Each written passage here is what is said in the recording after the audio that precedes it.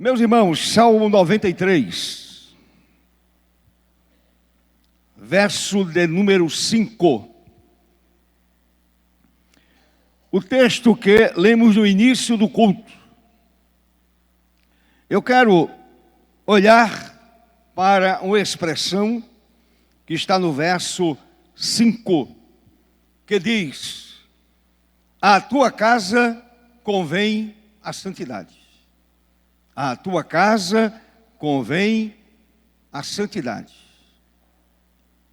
para todo o sempre.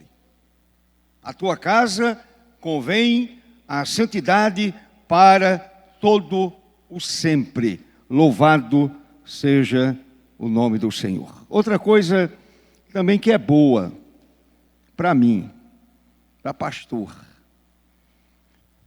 Eu não vou nem olhar para o relógio. Não tem EBD? Então, até meio-dia eu estarei pregando. Amém? Glória a nosso Senhor. É coisa boa para pastor. Pastor já gosta de falar. E aí, tendo tempo, aí não tem aquela expressão que o motorista antigamente usava para economizar gasolina. O que é que o motorista fazia? Colocava na banguela, ladeira abaixo e seja o que Deus quiser. Então, meu querido irmão, minha querida irmã, não é? Nós vamos trabalhar a respeito da santidade no culto desta manhã, em nome de Jesus.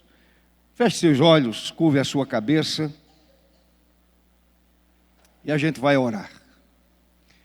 Orar ao Senhor, pedindo a sua iluminação, a sua graça, pedindo a Deus que Ele fale conosco na manhã deste domingo, e que a palavra do Senhor encontre na minha vida o seu lugar apropriado.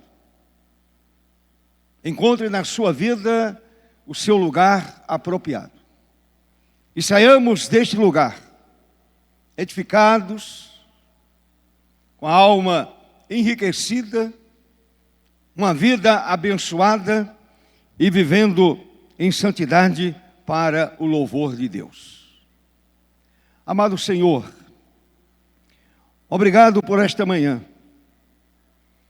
Obrigado pelo texto da Tua palavra que nos convida a vivermos uma vida santa, uma vida pura, uma vida rendida completamente ao Senhor, uma vida que diz não ao pecado, uma vida que diz não ao mundo, uma vida rendida completamente, rendida diariamente ao Senhor nosso Deus. Pai querido, eu quero também te agradecer pelo 5º acampamento feminino. As irmãs estão ali, e também alguns irmãos estão ali, louvando o nome do Senhor, ouvindo a palavra do Senhor, mulheres que estão sendo edificadas, homens que estão sendo edificados pela boa e santa palavra do Senhor nosso Deus. E aqui, Senhor, também fala a nossa vida, edifica a nossa vida, muda a nossa vida, transforma o nosso coração, muda a nossa maneira de enxergar a Tua palavra, de enxergar este mundo, Senhor, e vivamos este mundo sabiamente, para o louvor do Teu nome, para a glorificação do nome excelso do Senhor nosso Deus. Assim oramos e agradecemos pelos méritos de Jesus, nosso Senhor. Amém. Amém. Meus irmãos, há um texto lá no livro de Eclesiastes, capítulo 9, que eu pessoalmente gosto muito, porque para mim o texto me convida a viver uma vida de santidade.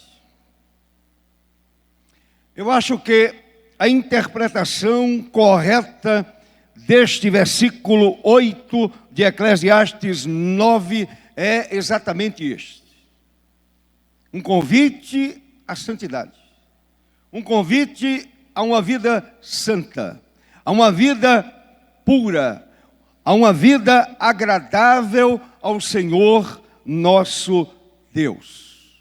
Está escrito: em todo o tempo sejam alvas as tuas vestes, a tua vida, a tua alma, a tua mente, todo o teu ser. Em todo o tempo sejam alvas as tuas vestes.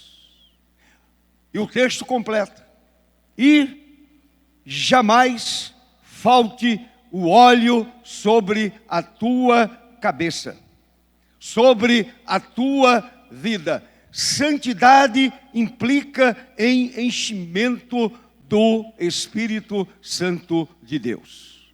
Vida santa, vida cheia de Deus. Vida santa, vida dominada pelo Espírito. Vida santa, vida plenamente usada pelo poder do Santo Espírito de Deus que mora em nós, que fez da minha vida e da sua vida o seu templo. Louvado seja o Senhor para sempre. Amém, meu irmão? Vida santa é vida que produz, é vida que frutifica, é vida que vê em sua própria vida, em sua própria caminhada, o cumprimento daquilo que Jesus falou em João capítulo 15, verso 16. E Jesus disse assim: eu vos escolhi, a vós outros, e vos designei para que vades e deis fruto, e o vosso fruto permaneça. Santidade desemboca exatamente neste serviço prestado a Deus. Eu vos escolhi e vos designei para que vades e deis fruto, e o vosso fruto permaneça. Só vai quem tem compromisso com Deus. E só tem compromisso com Deus aquele que procura ter esta vida de santidade. Uma das coisas algo que atrapalha o processo de santificação na vida de um crente são os pecados da carne. Os pecados da carne. A carne, e a gente sabe disso, e a Bíblia nos mostra isso, a carne se inclina para as coisas da carne, para coisas que satisfazem somente a carne. E há uma luta mental penosa na vida de cada eleito do Senhor, na vida de cada crente, na vida de cada pessoa salva. Se não há essa luta penosa na mente, é bom a pessoa examinar a sua própria vida, para averiguar se de fato essa vida ou a sua vida está plenamente ligada a Jesus. Portanto, a essa luta, os pecados da carne tenazmente nos assedia, diariamente, constantemente. Temos uma luta mental penosa. A gente pensa o que não deveria pensar como crente. A gente olha aquilo que não deveria olhar. Quantos crentes envolvidos com a pornografia? crentes. Essa tendência da carne é algo terrível na vida de uma pessoa. Portanto, meu querido irmão, portanto, minha querida irmã, nenhuma pessoa pode frutificar para a glória de Deus sem ter uma vida santa. Não pode. São duas coisas diferentes. São dois caminhos diferentes. São duas atitudes diferentes. Portanto, o caminho da santidade leva à frutificação. Um crente mundano não frutifica. E mais ainda, um crente mundano causa dano ao reino de Deus. Repito, para ficar bem claro. Um crente que ainda continua abraçado às coisas da carne, às coisas do mundo, não frutifica e causa dano ao reino de Deus. Causa prejuízo ao reino de Deus. Meus irmãos, Pedro diz que a minha mente e a sua mente é uma mente esclarecida. Esclarecida pelo Senhor. Esclarecida pelo Rei dos Reis e Senhor dos Senhores. E você sabe que santidade ou santificação tem o sentido básico de separado. Queiramos ou não, somos separados por Deus, para Deus e para a glória de Deus. De forma que santo é aquele que foi separado do mundo por Deus. Ora, se eu fui separado do mundo, como posso agora me abraçar ao mundo? De lá eu saí. De lá eu fui retirado, de lá eu fui resgatado, de lá eu fui tirado pelo poder do Evangelho, pelo poder de Jesus. E Ele me tirou para ter uma vida santa e com esta vida santa agora influenciar o mundo pecador do qual eu saí. Crente que não influencia, infelizmente, não vive uma vida santa. E mais ainda, o sentido básico da palavra santidade não é moralista. Tem muita gente com a moral intacável, intacável. Uma moral que ninguém pode apontar o dedo. Porém, é uma vida completamente separada da relação com Deus. Portanto, a ideia não é moralidade apenas. Evidentemente, quem tem vida santa tem moral elevada. Não há dúvida disso. Mas não é somente nesse sentido moralista. A palavra santidade indica relação com Deus e propósito de servi-lo. O Salmo 93, meus irmãos, o Salmo 93 é o primeiro de uma série de salmos que trata da majestade de Deus e de seu reinado eterno. Olhe para os versos 1 e 2. Versos 1 e 2. O que é que está escrito? Reina o Senhor. Ele reina, meu querido irmão. Ele continua sendo o Senhor de todas as coisas. Reina o Senhor, revestiu-se de majestade. De poder se revestiu o Senhor e se cingiu. Firmou o mundo que não vacila.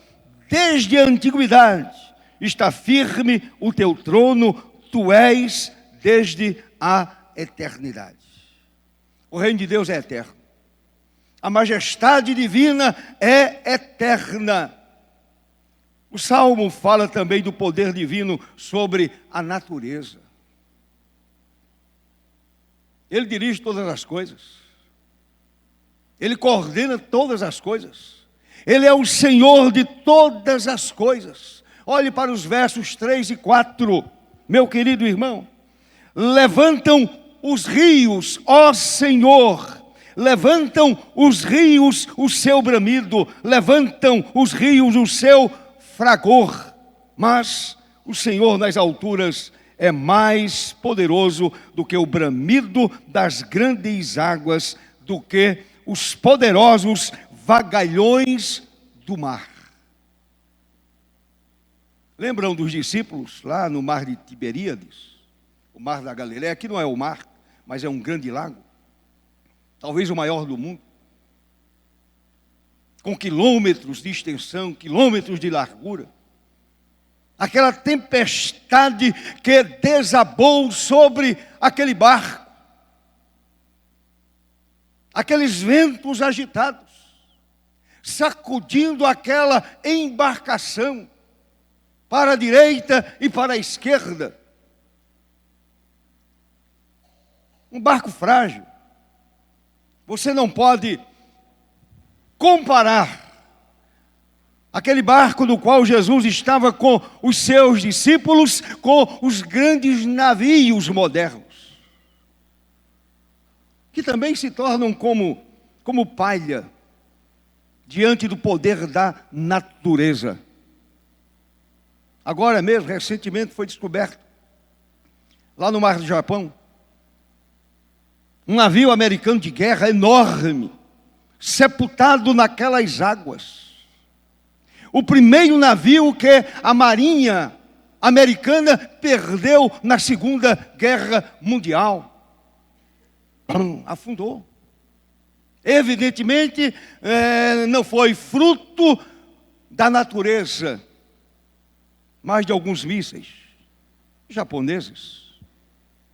E aquele barco enorme afundou, sepultando vários militares da Marinha. Meus irmãos, quantos navios naufragam enormes por conta da força da natureza. E aquele barquinho, o Senhor estava ali, tranquilo, dormindo lá na popa daquele barco pequeno, e de repente os discípulos marinheiros ou pescadores acostumados com a dureza do mar da Galileia e com aqueles ventos fortes, se assustaram.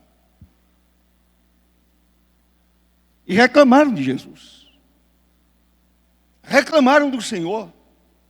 Mestre, não te importas que morramos? Não te importas? Estás aí tranquilo, dormindo?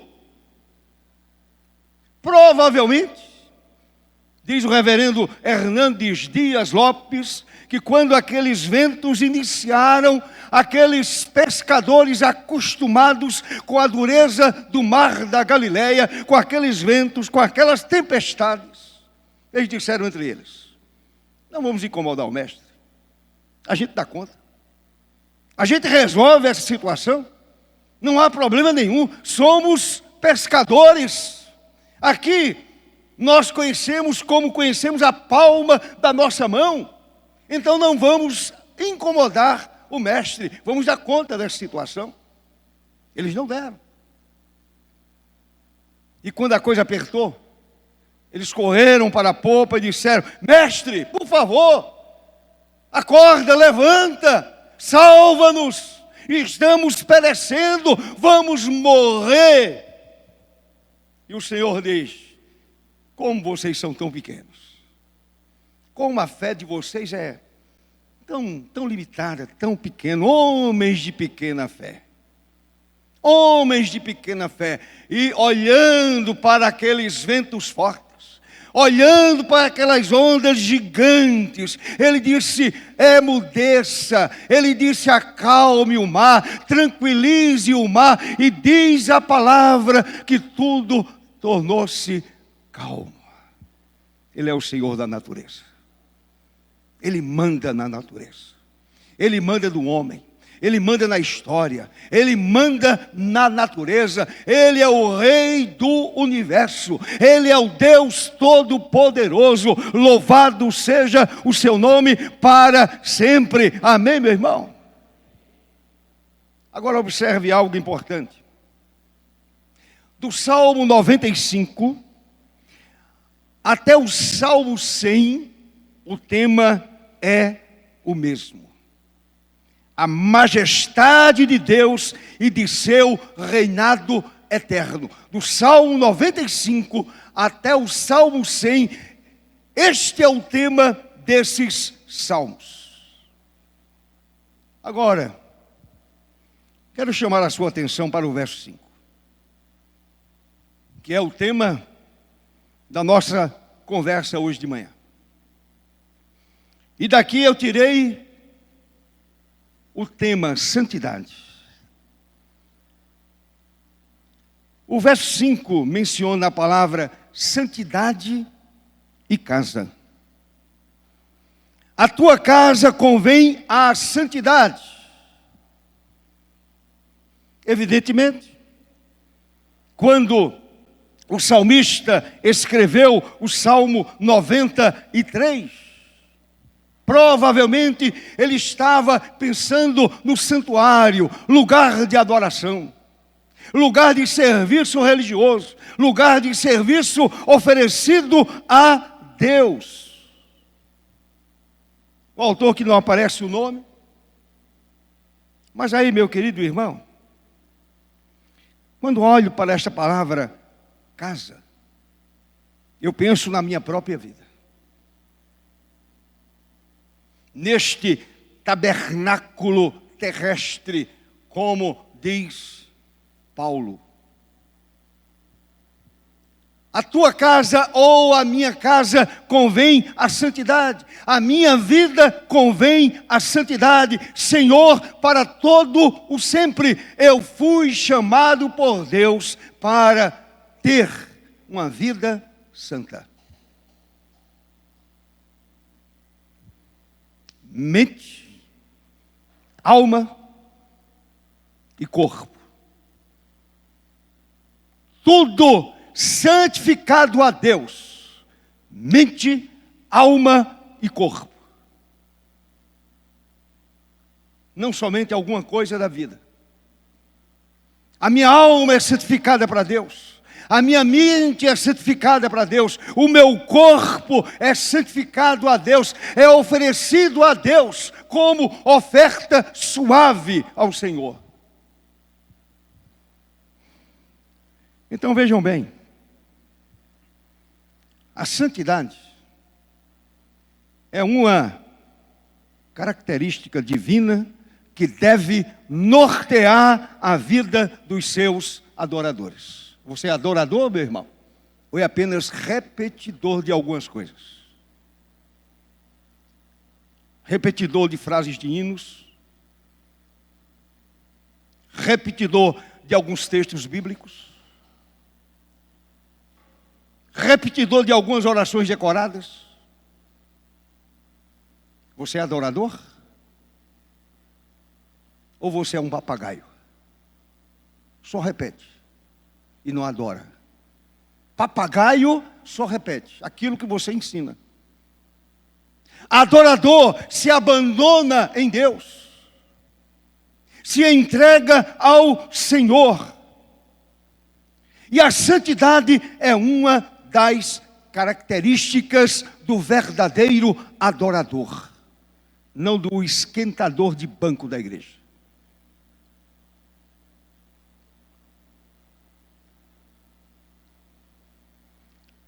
De maneira que esse crente adorador é revestido de santidade. Procura ter uma vida santa, uma vida completamente entregue ao Senhor. A Bíblia contemporânea, eu gostei da tradução da Bíblia contemporânea, diz assim: a santidade adorna a tua casa, a santidade adorna a vida do eleito, a vida do crente. A santidade adorna a tua vida. Crente é adornado pela santidade de Deus.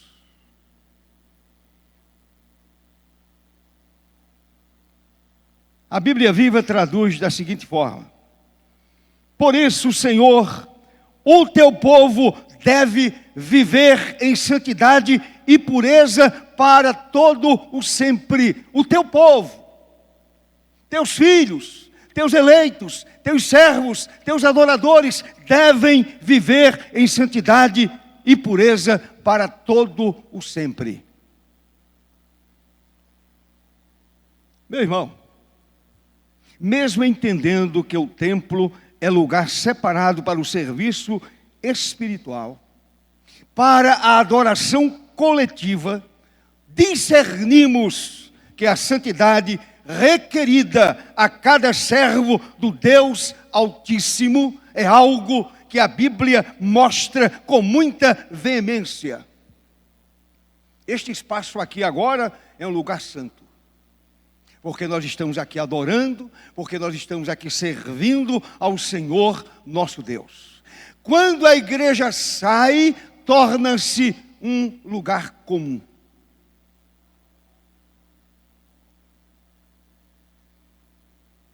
Um ambiente cercado de paredes, caixas de som, máquinas de ar-condicionado, bancada, púlpito de madeira, cadeiras, etc. Lugar comum. Quando a igreja volta e se reúne para adorar coletivamente, o Senhor está presente. Amém, meu irmão? Sabe qual é o problema? É que a gente perdeu o conceito da presença de Deus no culto. A gente perdeu o temor de Deus. No culto a gente conversa. No culto a gente olha o celular. A gente perdeu esse senso da presença santa e poderosa do Senhor nosso Deus. Aquilo que o Senhor disse a Moisés e disse a Josué. Ele disse a Moisés: olha, tira as sandálias dos pés, porque este lugar agora é lugar santo. Disse a mesma coisa a Josué: esta terra agora é lugar santo. Neste momento, aqui na IPF, este ambiente tornou-se santo, porque o Senhor está presente e os santos de Deus o adoram em espírito e em verdade. O grave problema é que, infelizmente, alguns crentes perderam o senso da presença de Deus. E vou dizer mais: a presença de Deus impõe respeito, não ao outro homem, respeito a Deus. Lembram de Jacó? Quando estava indo lá, fugindo do pai e do irmão, ele faz uma escada e os anjos desciam e subiam, e ele diz: como é terrível este lugar, Deus está aqui. O senso da presença de Deus, o temor a Deus. A tua casa convém a santidade, Senhor, para sempre.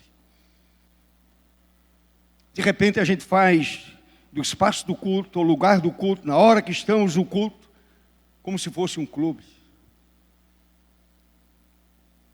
Aí você vê gente namorando no culto, a mulher escanchada no pescoço do marido, Eu já vi até mulher beijando, ou namorada beijando o namorado dentro do templo, na hora do culto.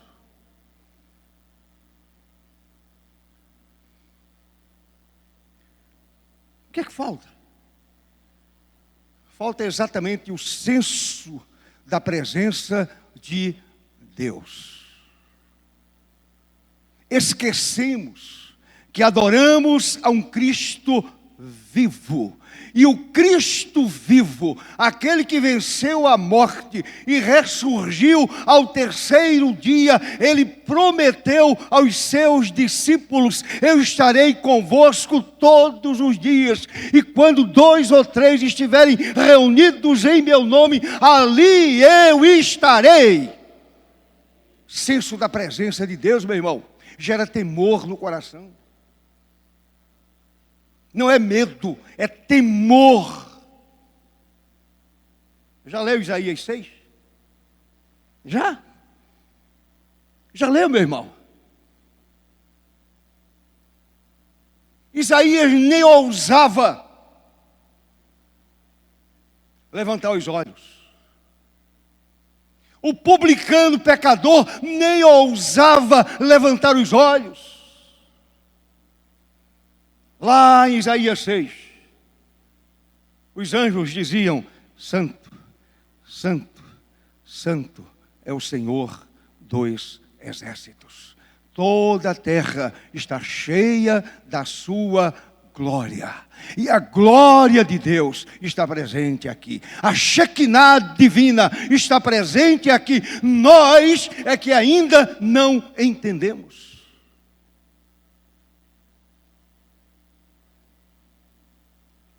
Senhor,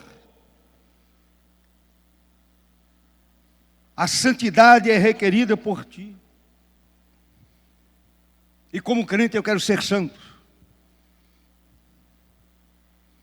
Como crente eu quero ser santo, viver na presença de Deus. Portanto, no Novo Testamento, o Novo Testamento relaciona a santidade ao templo vivo. Ao templo vivo, à igreja. Eu e vocês somos a igreja. Observe o que Paulo escreveu. Primeira carta aos Coríntios, capítulo 3, verso 17.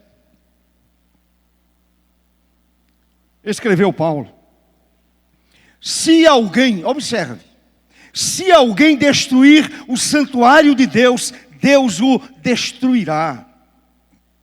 Porque o santuário de Deus, que sois vós, é sagrado. Como é que você está usando seu corpo?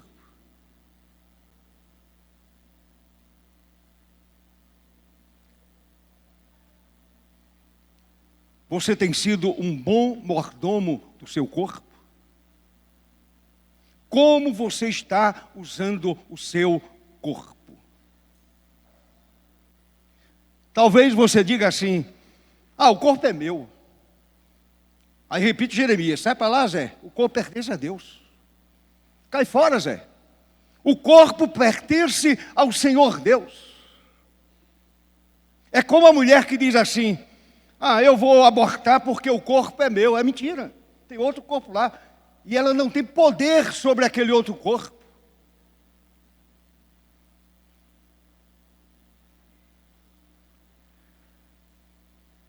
O corpo do crente é santuário de Deus. Deve ser consagrado a Deus, oferecido a Deus. O corpo do crente pertence ao Senhor nosso Deus. Estevão,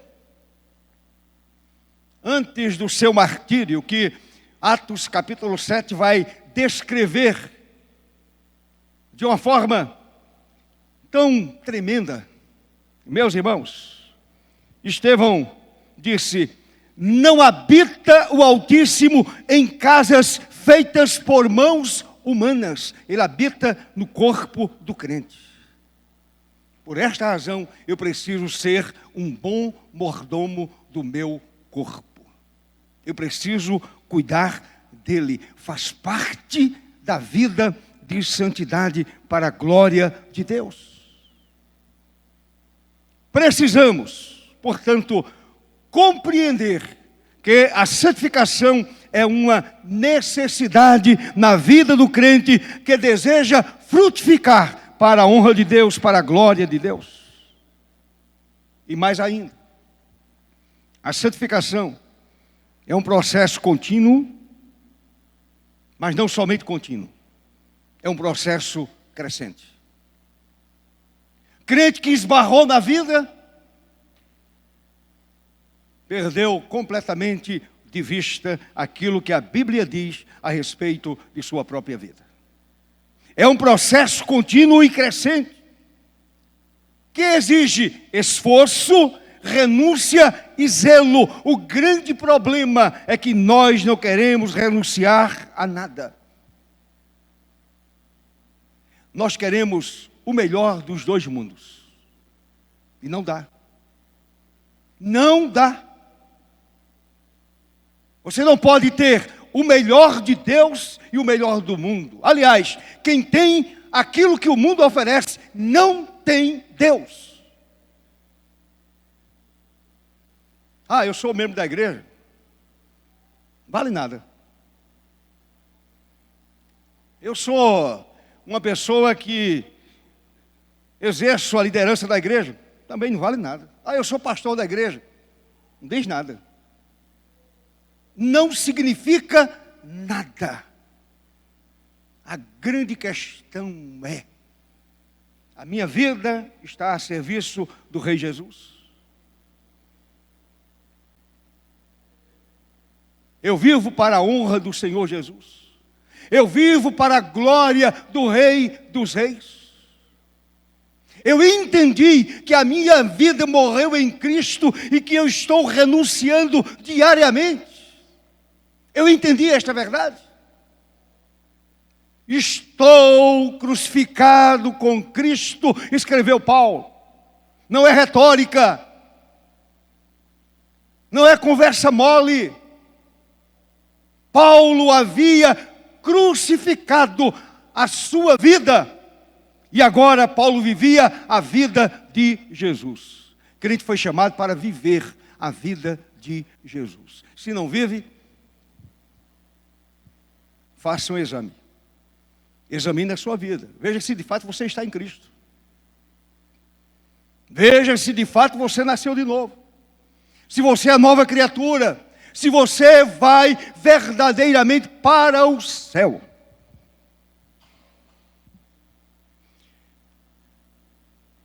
Esforço, renúncia e zelo. Eu zelo pelas coisas de Deus, pela palavra de Deus. Eu zelo.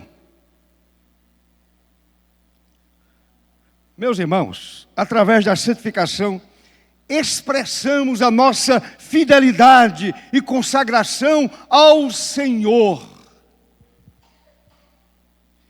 O que me impressiona numa vida não são os títulos. É quando aquela vida apresenta o fruto do Espírito. Me impressiona. E eu desejo ser igual. Título não fala nada à minha vida, muito menos ao coração de Deus. Lembram de João Batista? Tinha nada. Título nenhum. Nasceu numa família pobre, lá nas montanhas. Não tinha nenhum valor diante dos homens. Mas sabem o que Jesus disse a respeito dele? O que Jesus disse a respeito de João Batista? Dos nascidos de mulher, nenhum se compara a ele. Este é o grande elogio que eu gostaria de ouvir dos lábios de Jesus. Porém, eu estou ainda muito longe, muito pequeno. João Batista foi cheio do Espírito Santo antes do nascimento. Quando Maria, mãe de Jesus, saudou a Isabel, diz a Bíblia que João Batista estremeceu, primo de Jesus. Maria chega grávida. A sua prima Isabel também estava grávida, uma gravidez mais adiantada. E quando ela saudou a Isabel, João Batista estremeceu dentro do ventre da mãe. Daí a razão por que Jesus vai elogiar, dizendo: olha, entre os nascidos de mulher, ninguém é igual a João. Vida santa. Renunciou a tudo. Foi viver no deserto. Com uma alimentação, uma nutrição horrorosa. Mas o Senhor estava cuidando dele.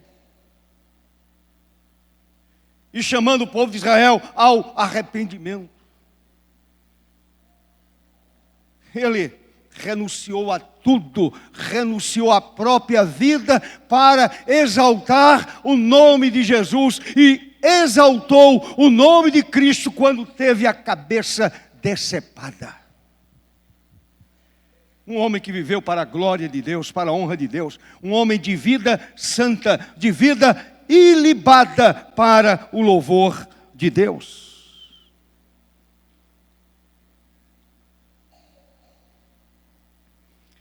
Deixe-me observar com vocês, com mais atenção, o que a Bíblia diz sobre o assunto. Não se preocupem com o horário. Até agora é a introdução. Até agora é somente a introdução do assunto. Já imaginou se tivesse tudo escrito no papel? 50 laudas, 50 páginas. É apenas a introdução. Agora vamos para as divisões. São, sabem quantas? 5. Somente. Apenas 5. Vamos lá. A santificação é uma experiência dos regenerados. Eu falo de crente. É uma experiência dos regenerados, isto é, aqueles que receberam um novo coração e um novo espírito. Esses são santificados real e pessoalmente pela virtude da morte e ressurreição de Jesus. Amém, meu irmão? E também pela palavra escrita de Deus. Pela abençoada palavra do Senhor. E pelo Espírito Santo que habita a vida dos eleitos, a vida dos crentes. Sabe o que Paulo vai nos dizer? Segunda carta de Paulo à igreja de Tessalônica, capítulo 2, verso 13. Vejam o que Paulo escreveu. Deus vos escolheu desde o princípio para a salvação pela santificação do Espírito e fé na verdade. Primeira coisa que a gente descarta aqui: santidade não é legalismo. É uma obra operada pelo Espírito Santo na vida do eleito de Deus, na vida daquele que foi escolhido por Deus desde o princípio para a vida eterna pela santificação do Espírito e fé na verdade. Diversos textos da Bíblia, meus irmãos, ensinam com autoridade sobre a morte da velha natureza. Esse é o problema. É aquela velha natureza. O meu professor lá no seminário, o reverendo Francisco, que eu já disse aqui várias vezes na igreja, ele dizia que o crente sepultou a velha natureza a 3 metros de profundidade. Porém, vez por outra, a velha natureza levanta a cabeça e diz: eu estou aqui. Essa é a nossa luta, meu irmão. A velha natureza é teimosa. Vez por outra, levanta a cabeça, porque nós, muitas vezes, temos atitudes carnais. Porque nós brigamos com o outro. Porque nós discutimos com o outro. Porque nós brigamos no trânsito. Porque nós brigamos por coisas sem nenhum sentido. Porque nós discutimos. Porque nós não nos submetemos. É a velha natureza pecaminosa que, vez por outra, levanta a cabeça e diz: eu ainda estou aqui. Esse é o problema, meu irmão.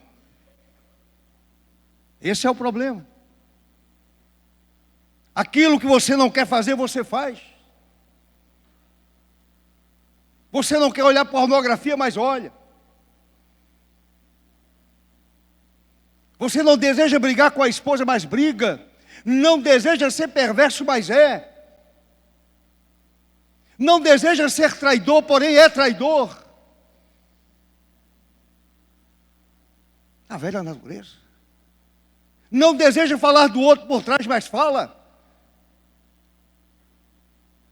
Fala do pastor, da mulher do pastor, dos filhos do pastor, dos netos do pastor.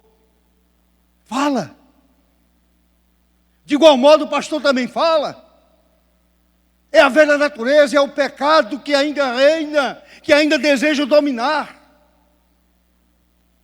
Esta é a realidade, meus irmãos. Não estou aqui jogando pedras em ninguém.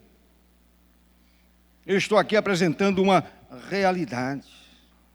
E a Bíblia mostra estas verdades a respeito da velha natureza. Mas também mostra que o crente, aquele que nasceu de novo, ele tem um intenso desejo por santificação, por esse processo de santificação. Olha o que Paulo escreveu em Romanos 6, 22. Observe o que Paulo escreveu. Agora, porém, libertados do pecado,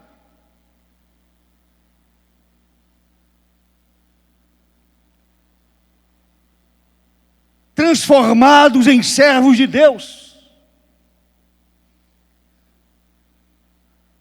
a escravidão do pecado acabou. Aquela pessoa agora foi transformada em servo de Deus. Transformados em servos de Deus, tendes o vosso fruto para a santificação e por fim a vida eterna.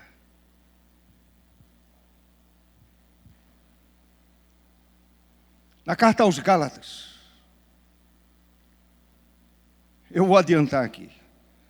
Se eu ficar comentando cada verso, a gente vai sair daqui à noite.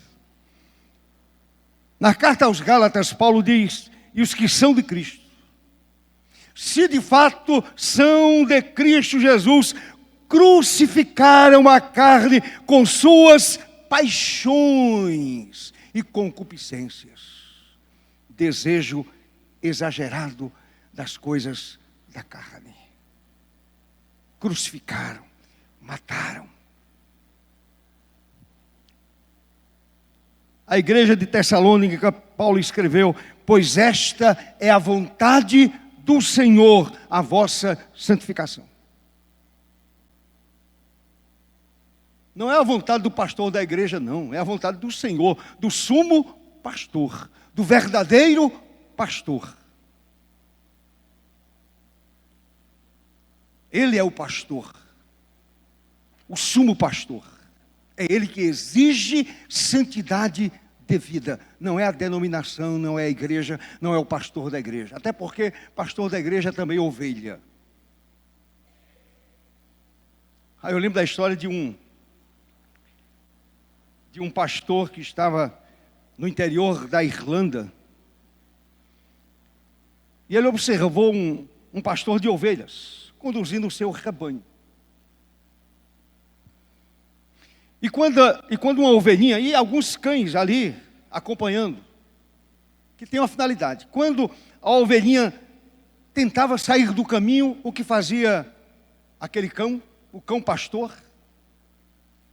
Latia. E o cãozinho vai lá e morde lá a ovelhinha, lá no pé da ovelhinha, na canela da ovelhinha, morde e ela imediatamente volta para junto do rebanho. Aí aquele pastor olhando essa cena diz: eu sou o cãozinho, o pastor é Jesus.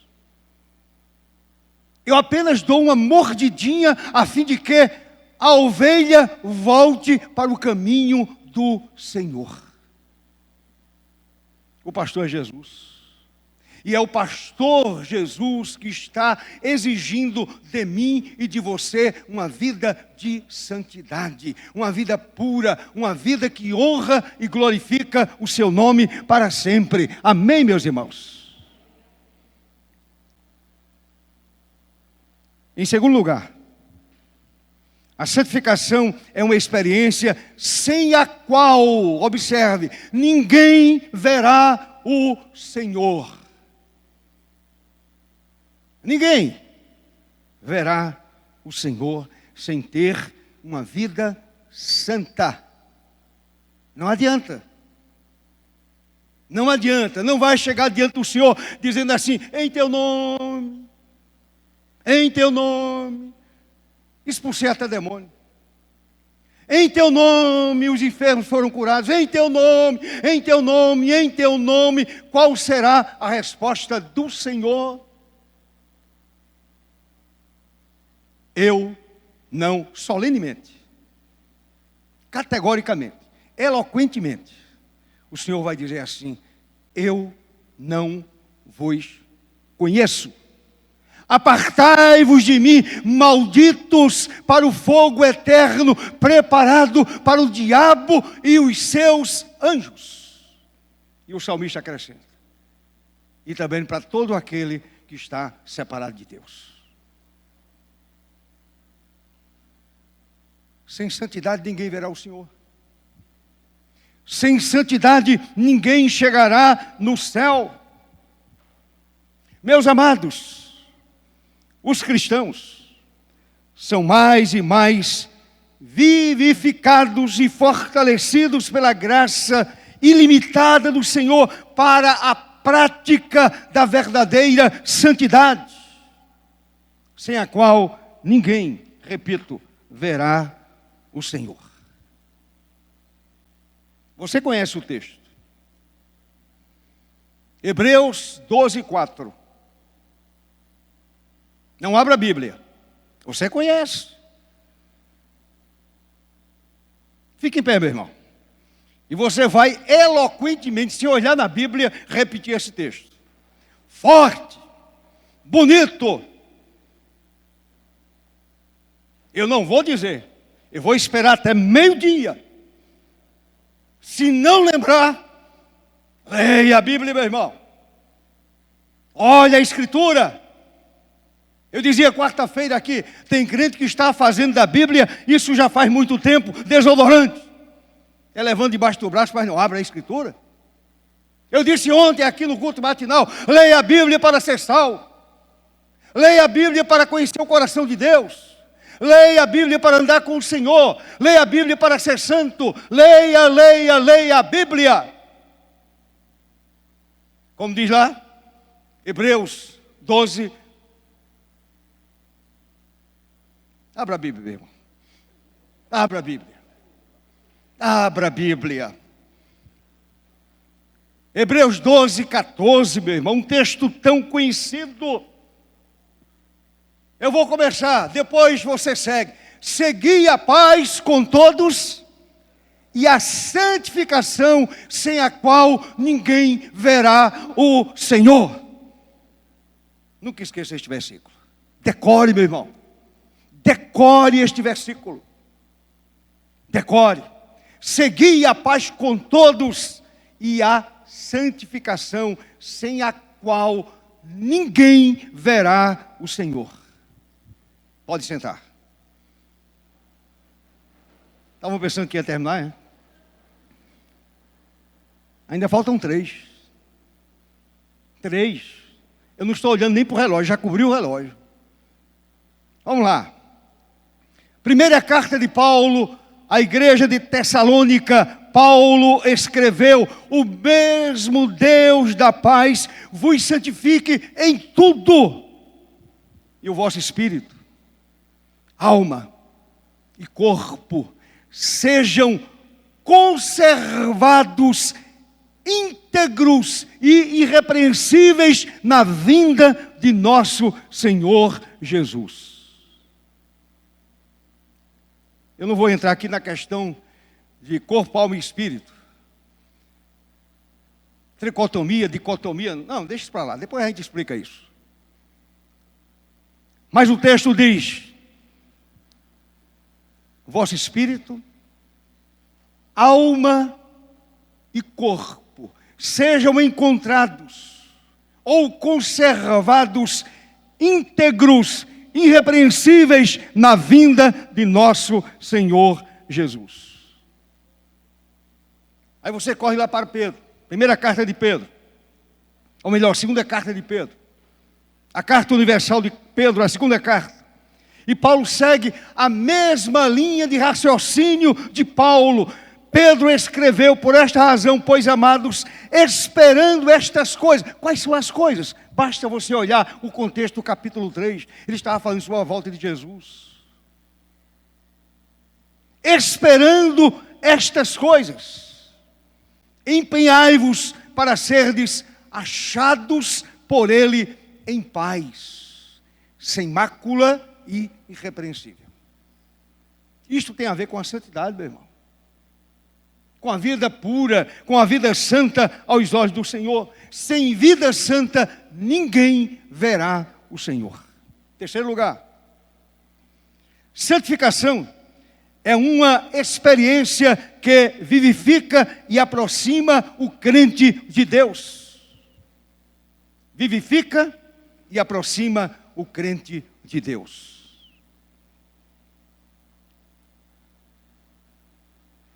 A santificação faz algo espetacular. Algo que eu não faço e você não faz. Eu não posso e você não pode. Eu não tenho poder, nem você tem poder. A santificação proporciona a destruição do domínio do pecado. Arrasa, destrói o domínio do pecado. Destrói a concupiscência. E o pecado é mais e mais enfraquecido e mortificado na vida dos eleitos de Deus. As obras da carne são mortificadas. E os crentes são mais e mais fortalecidos e animados. E se aproximam cada vez mais do Senhor. Desejam mais de Deus. Ah, meus irmãos, como eu desejo Deus. Mas como eu estou longe ainda de Deus. De uma vida que honre a Deus. Eu dizia isso ontem à tarde a Deus. Eu dizia: Senhor, eu digo que não vou fazer e faço. Que vergonha. E eu não vou pôr a culpa no diabo. A culpa é minha. Somente minha. O que eu peço ao Senhor é que o Senhor me perdoe. O Senhor me lave com o seu sangue. O Senhor purifique a minha vida de todo pecado. O Senhor purifique a minha mente. O Senhor purifique a minha alma. O Senhor purifique todo o meu ser. E o melhor de tudo é que quando a gente vai à presença de Deus, nesta relação íntima com o Senhor, a gente sente o perdão de Deus. A gente cantava uma música aqui, eu estava ali, e o Espírito de Deus me quebrantou.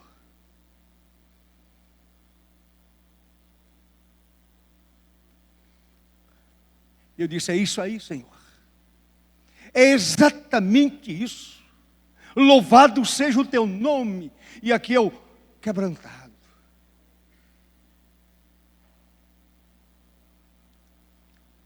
A santificação é uma experiência que vivifica e aproxima o crente de Deus.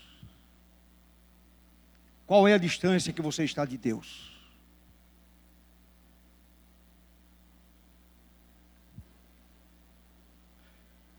O apóstolo Paulo escreveu na segunda carta aos Coríntios 7:1.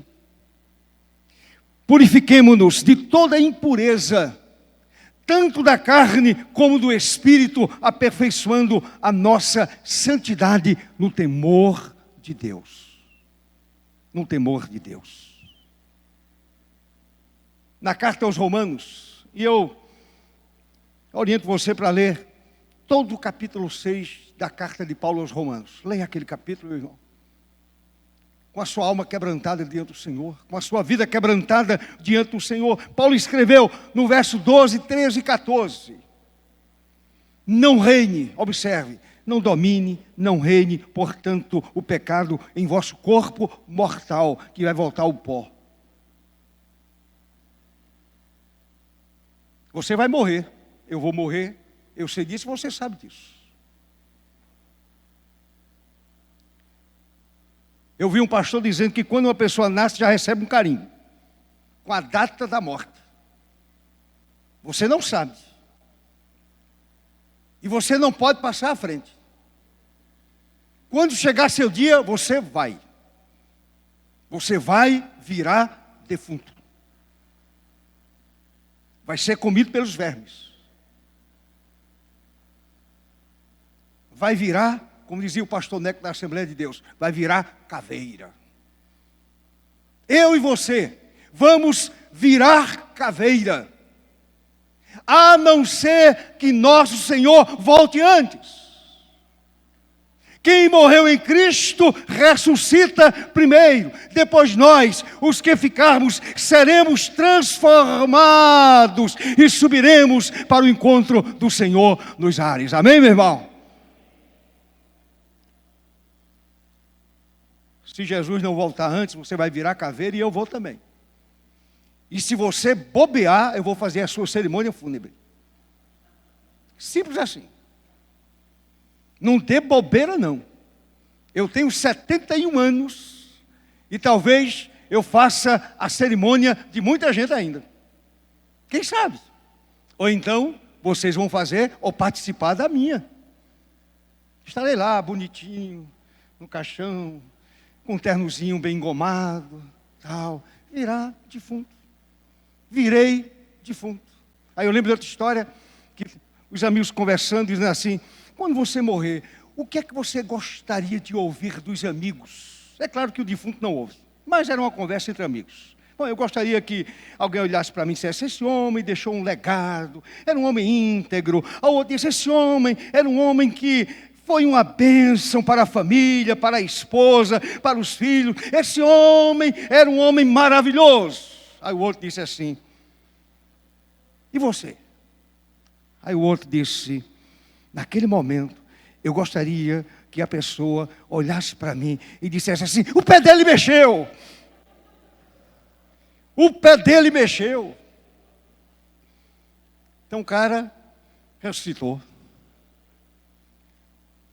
Meus amados irmãos, nós devemos mortificar a carne. Paulo tem muita razão. Não reine, portanto, o pecado em vosso corpo mortal, de maneira que obedeçais às suas paixões, nem ofereçais cada um os membros do seu corpo ao pecado como instrumentos de iniquidade, mas oferecei-vos a Deus como ressurretos dentre os mortos, e os membros a Deus como instrumentos de justiça, porque o pecado, aí vem o desfecho de Paulo, porque o pecado não terá domínio sobre vós, pois não estáis debaixo da lei, e sim da graça. Louvado seja nosso Senhor. Amém, meu irmão? Amém, minha irmã? Eu não estou mais debaixo da lei, que aponta o pecado, que diz que eu estou doente, que diz que eu estou enfermo, que diz que eu estou perdido, mas a graça me ofereceu o remédio e me deu vida, e vida abundante. Aleluia! Em quarto lugar, a santificação é uma experiência que provoca uma contínua luta entre a carne e o espírito. Não precisa acrescentar muita coisa aqui, não. Eu quero citar Gálatas 5, verso 17. Paulo escreveu: a carne lutando contra o espírito e o espírito contra a carne. É uma luta constante, é uma luta diária. Quando você acorda, já começa a lutar contra os pecados da carne. Pedro escreveu: amados, exorto-vos a vos absterdes das paixões carnais, que fazem guerra contra a alma. A paixão carnal luta contra a nossa alma, luta contra o nosso espírito.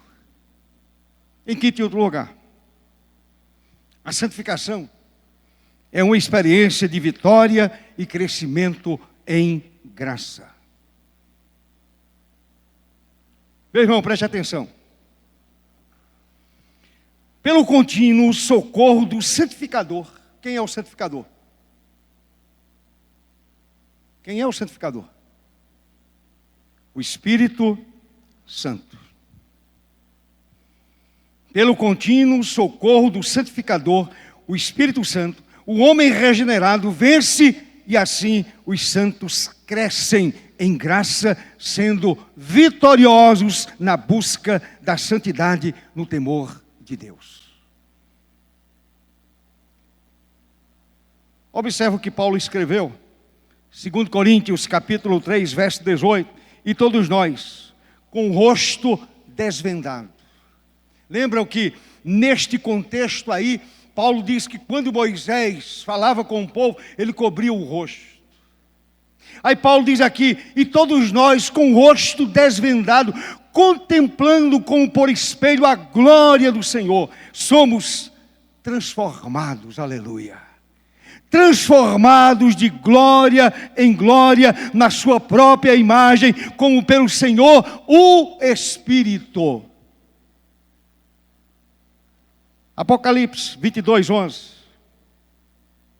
Continue o injusto fazendo injustiça. Continue o imundo ainda sendo imundo. Continue o justo na prática da justiça. Continue o santo a santificar-se. Você é santo, meu irmão? Você é eleito? Você é crente? Continue pedindo ao Espírito Santo que santifique a sua vida. E eu concluo dizendo o seguinte: santidade não é reclusão do mundo, não é viver numa redoma. Santidade é influenciar o mundo. Santidade não é religiosidade mística, nada de misticismo.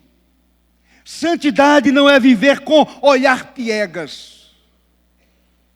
Aquele olhar piegas, não é isso. Santidade não é viver de cabecinha torta. Cabecinha torta, isso não é santidade. Santidade não é legalismo.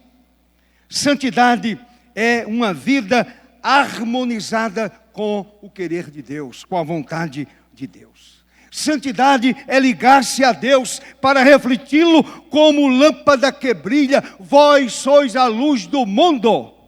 Santidade é viver o Evangelho de Cristo. Santidade é dar valor à vida, é valorizar a vida.